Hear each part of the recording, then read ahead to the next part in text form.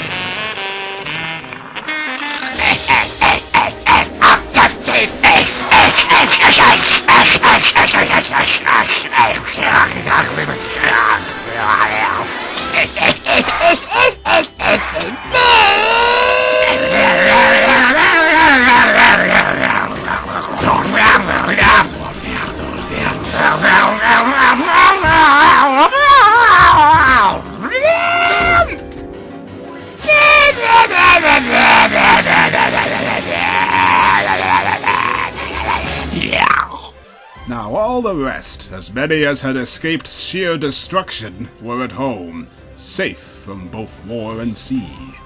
But Odysseus alone, filled with longing for his return and for his wife, did the queenly nymph Calypso, that bright goddess, keep back in her hollow caves, yearning that he should be her husband. But when, as the seasons revolved, the year came in which the gods had ordained that he should return home to Ithaca, not even there was he free from toils, even among his own folk. And all the gods pitied him, save Poseidon, but he continued to rage unceasingly against godlike Odysseus until at length he reached his own land. Howbeit, Poseidon had gone among the far-off Ethiopians, the Ethiopians who dwell sundered in twain, the furthermost of men, some where Hyperion sets, and some where he rises, there to receive a hecatomb of bulls and rams, and there he was taking his joy, sitting at the feast, but the other gods were gathered together in the halls of Olympian Zeus.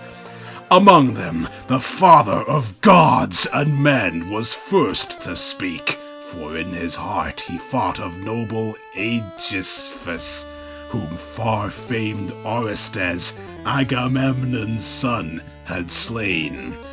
Thinking on him, he spoke among the immortals, and said, "Look you now, how ready mortals are to blame the gods! It is from us, they say, that evils come, but they even of themselves, through their own blind folly, have sorrows beyond that which is ordained.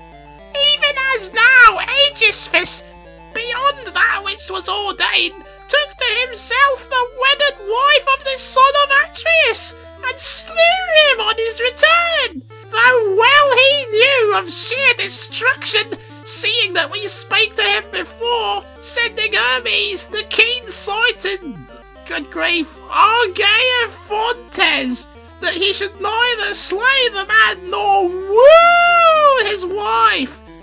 For from Orestes shall come vengeance for the son of Atreus when once he has come to manhood and longs for his own land. So Hermes spoke, but for all his good intent he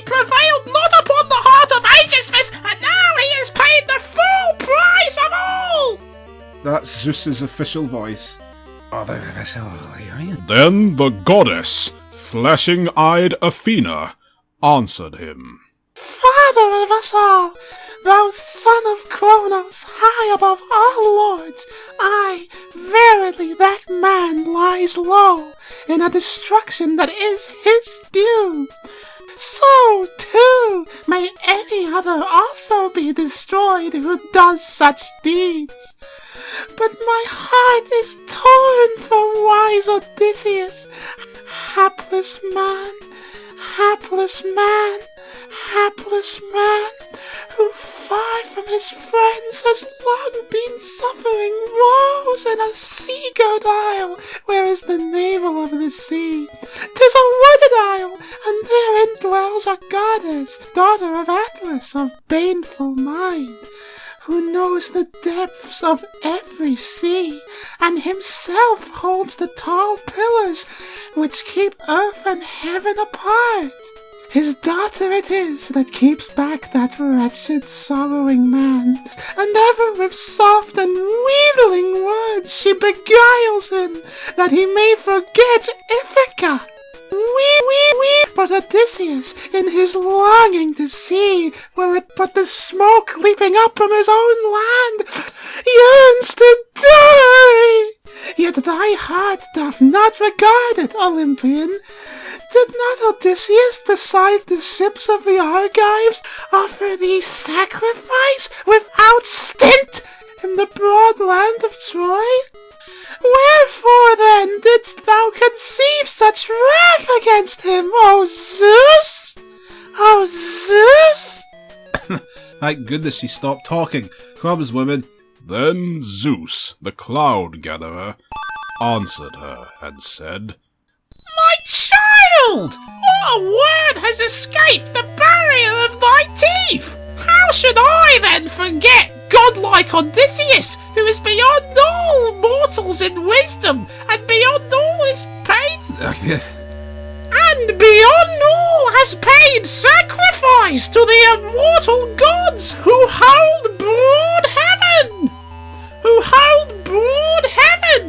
Nay, nay, nay, nay, nay! It is Poseidon, the earth enfolder, who is ever filled with stubborn wrath because of the Cyclops, whom Odysseus blinded of his eye.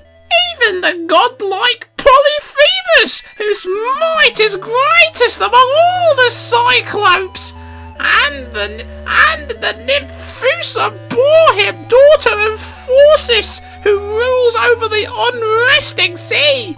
For in the hollow cave she lay with Poseidon. From that time forth, Poseidon, the Earthshaker, does not indeed slay Odysseus, but makes him a wanderer from the native land.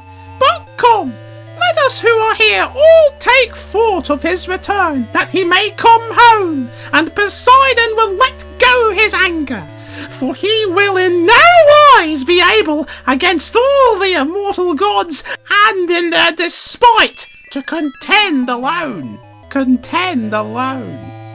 So saying, he led the way, and Pallas Athena followed. And when they were within the lofty house, he bore the spear, and set it against a tall pillar in a polished spear rack, where were set many spears besides, even those of Odysseus of the steadfast heart.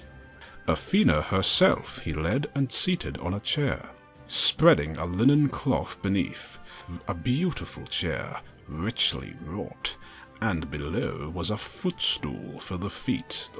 Thanks for clarifying, Homer. I would never have guessed the purpose of that footstool.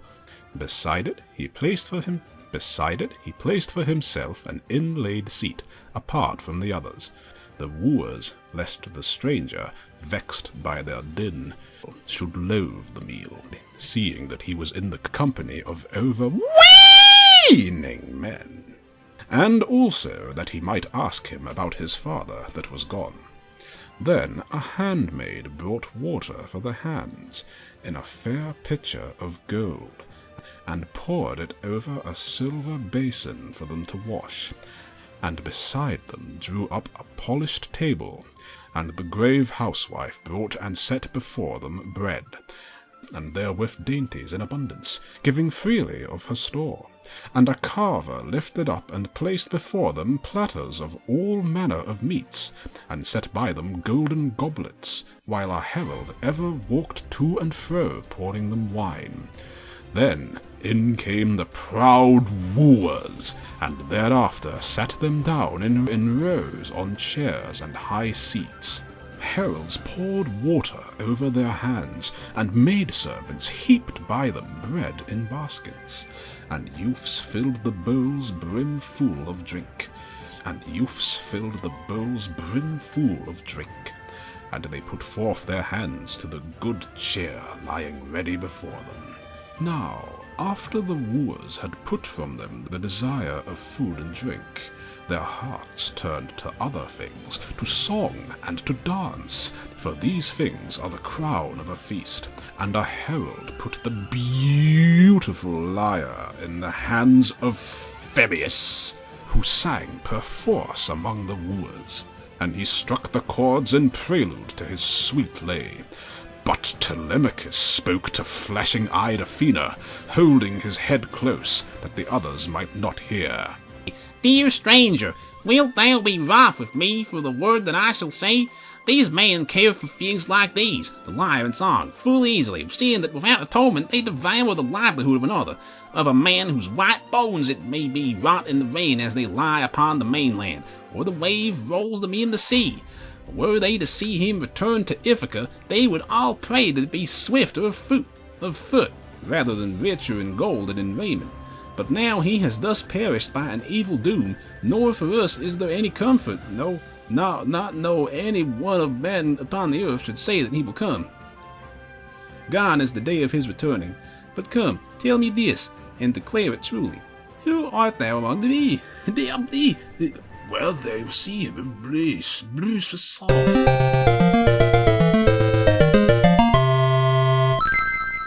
Maybe there's a switch in one of the rooms. Remind me to check.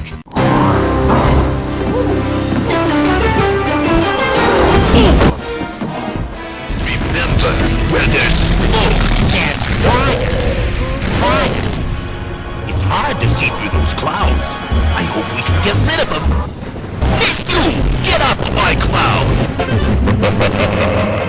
We ain't afraid of no Koopas. Hey, princess!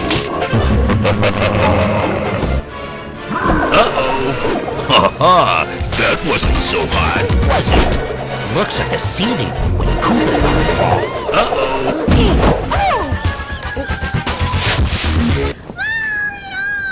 Luigi! Looks kinda peaceful. You know what they say, all toasted.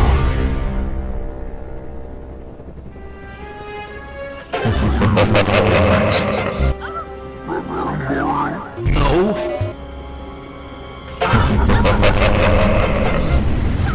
That ought to do it. Where am I? Uh-oh. It's been one of those days. Aha! Maybe this'll keep that Lizard King from playing with the doors.